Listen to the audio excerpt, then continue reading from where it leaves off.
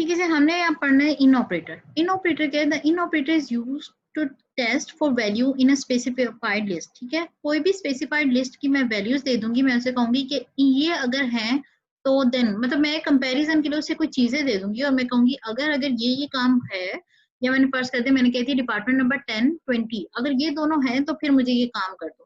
ठीक है, मतलब मुझे कंडीशन कैसे देनी थी, मैंने उसे एक सैंपल सेट दे दूंगी और उस सैंपल सेट पे डिपेंड करते हुए मैंने उसे क्या किया, उसे कहा कि अब मुझे बताओ कि आया कि ये एग्जिस्ट करती हैं, अगर एग्जिस्ट करती हैं देन मुझे क्या करो, डिस्प्ले कर दो रिजल्ट। एग्जाम्पल देख लेते हैं। उन्होंने कहा right a query that display all employees who have one of the three manager numbers. ठीक है, अगर तो तमाम के तमाम वो वाले मुझे डिस्प्ले कर दो एम्प्लॉय जिनके पास इन तीनों में से कोई एक भी मैनेजर नंबर है। ठीक है, वो तीन नंबर कोई भी होंगे, थ्री ऑफ मैनेजर्स नंबर, जो अगर हम देखें अपने गिवन डेटा में तो उसमें मैनेजर्स के हमारे पास टोटल क्या होंगे, थ्री नंबर्स आ रहे होंगे। जिसने क्वेश्चंस में नहीं पुट किए थे तो हमें डेटा गिवन था, इसलिए हमने डेटा में से वो क्या किए, ये वाले नंबर खुद ही पिक कर लिए। ठीक है, जब आपके सामने बिल्कुल डेटा होगा, अगर आपने वो टेबल खोला हो तो आपको इजीली कंपैरिजन में नजर आएगा कि हमारे पास क्या थे, तीन मैनेजर नंबर थे। मैं मेरे ख्याल में दिखाती थी आपको। ठीक है, इजी उसने कहा write a query to display all employees. ठीक है, तमाम के तमाम एम्प्लॉयज की बात हुई थी, सिर्फ मैनेजर्स की बात नहीं थी। ठीक है, ऑल एम्प्लॉयज लाने जिसमें क्या हु है one of the three MGR number, simple MGR numbers की बात की थी। ठीक है, तमाम के तमाम एम्प्लॉयज में उसने कुछ एमजीआर नंबर दे दिए होंगे और कहा होगा जो इनमें से अवेलेबल है आपने क्या करना है, उन्हें शो कर दो या उन्हें क्या करो, प्रेजेंट कर दो। उसमें हमने क्या किया, हमने एमजीआर नंबर जो उसने गिवन किए होंगे मोस्टली क्वेश्चंस के अंदर उसने साथ ही दिए होंगे। अगर तो उसने कहा तो मुझे कहा कि तमाम एम्प्लॉयज के रखने और एमजीआर जो नंबर है वो कुछ गिवन है। मैंने मैनेजर नंबर इसलिए बाय मिस्टेक समझी थी कि उसने वो गिवन नहीं थे, तो मैनेजर्स के नंबर तो चंद मखसूस ही होते। इट्स मीन क्वेश्चन में कुछ जो लैक किए गए इन्फॉर्मेशन वो आपको नंबर गिवन होंगे। ठीक है, जो आपने स्पेसिफाई करना है इनकी कंडीशन में। ठीक है?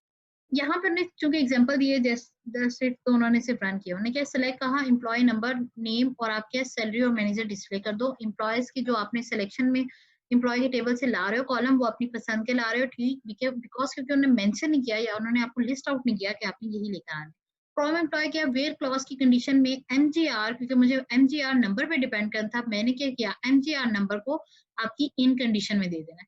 ठीक है, एमजीआर नंबर को इन कंडीशन में दे दूंगी, जोन से नंबर उन्होंने ऊपर मेंशन किए होंगे क्वेश्चन से वो वाले नंबर मैं यहाँ पे दे दूंगी। यहाँ पे नंबर नहीं मेंशन, जस्ट बाय मिस्टेक। ठीक है, तो आपने क्या करना है, वो नंबर जो वहां मेंशन होंगे आपने वो नंबर यहाँ लिख देना है। नंबर्स को लिखना किसमें, ब्रैकेट में, एंड देन एंड करके आपने क्या करना है, सेमीकोलन से अपनी क्यूरी एंड कर देनी है।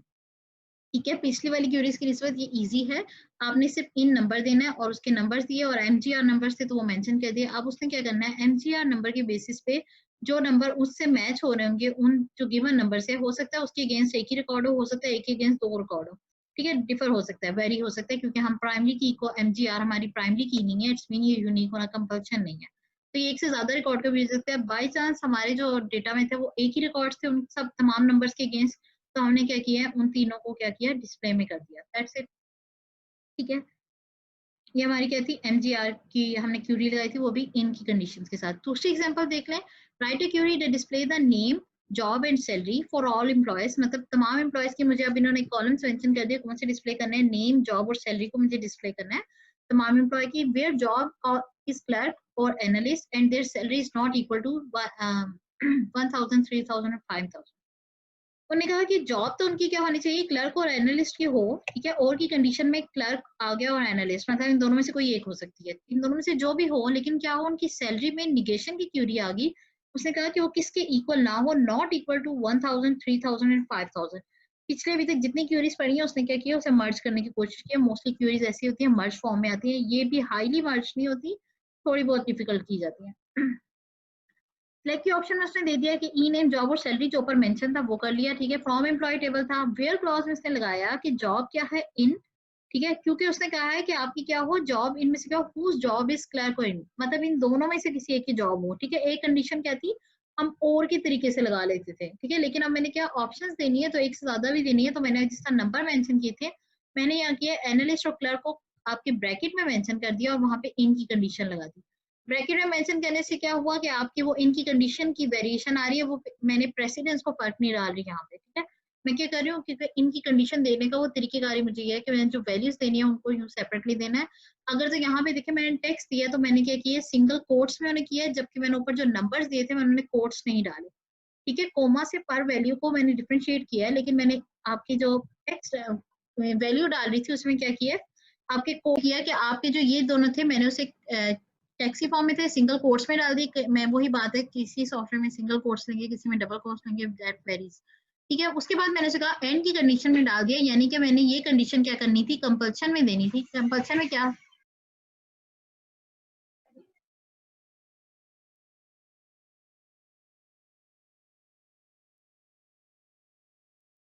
कंपल्शन की कंडीशन मेरे पास क्या थी कि सैलरी जो होनी चाहिए वो नॉट होनी चाहिए 3000 1000 और 5000 में। ठीक है मैंने ये भी कंडीशन क्या की निगेशन की सिंपल कंडीशन में डालने के लिए मैंने इन की कंडीशन में डाल दी क्योंकि इन जो होता है मोस्ट अप्रोप्रिएट समझा जाता है जब आपने एक से ज्यादा ऑप्शंस देनी हो क्योंकि मेरे पास यहाँ से कहती 3 नंबर देने थे मैंने वो दे दिया।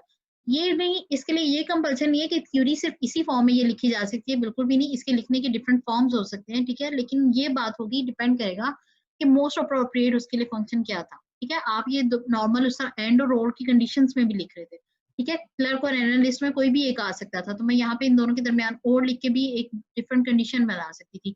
वेयर क्लॉज में पहले जॉब की कंडीशन डाल देती इज इक्वल टू क्लर्क। ठीक है और की कंडीशन में जाती इज इक्वल टू एनालिस्ट और लास्ट में क्या करती एंड की कंडीशन में आपकी रेंज डाल देती या फिर रेंज की बजाय क्या यहाँ पे ऑप्शनल थी मेरे पास रेंज नहीं थी टू दी पॉइंट मुझे उस वैल्यू को चेक करना था तो मैं सिर्फ इन इसमें डालती यानी कि 1000 3000 5000 में से कोई आता है तो आपने क्या करना है उसे डिस्प्ले नहीं करना। अब जॉब्स देख रहे हैं उसने क्या क्लर्क और एनालिस्ट में से सबकी जॉब्स डिस्प्ले की हैं और सैलरी क्या की है जिनमें से 1000 3000 5000 किसी की नहीं थी। ठीक है तो उसने क्या किया उसे डिस्प्ले कर देंगे। हाँ एनालिस्ट इसलिए कोई नहीं क्योंकि आपके डेटा में बेसिकली कोई एनालिस्ट ऐसा है ही नहीं जिसकी क्या हो पे इनके अलावा ये एनालिस्ट की पे थी। ठीक है तो उसकी क्या था इनके अकॉर्डिंग याद थी। अगर उससे में हम देख लें तो देख लेते हैं जी 1991